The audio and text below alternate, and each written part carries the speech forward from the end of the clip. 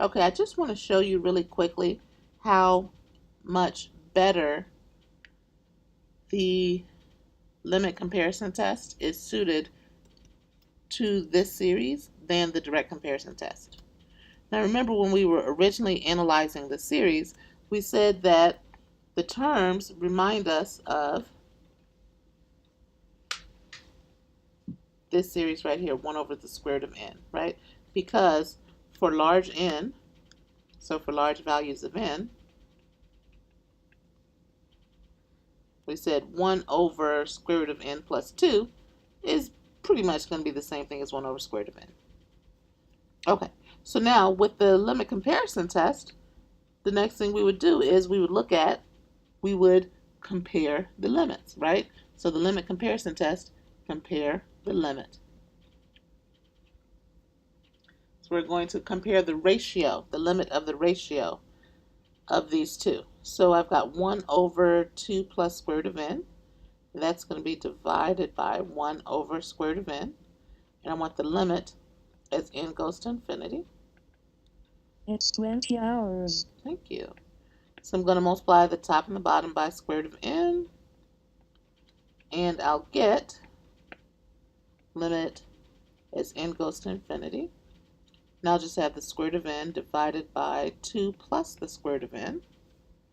And now I can divide everything by the square root of n. I think I might have just been doing the same thing and undoing it. I don't know. But now I'm going to analyze term by term what happens. As n approaches infinity, well, that's always going to be equal to 1.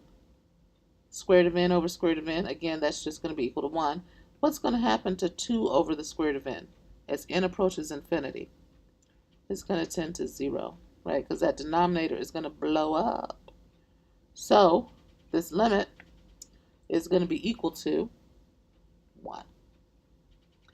What does that mean for us? That means that now L is equal to 1. Remember, L is the limit. So since L is in between, since L is bigger than 0, and L is finite, by the limit comparison test, these series both converge or diverge. So our series, 1 over 2 plus the square root of n, and 1 over the square root of n, both converge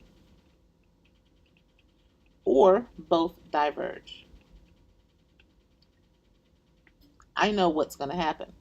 They both diverge. Why? Because this series right here has to diverge.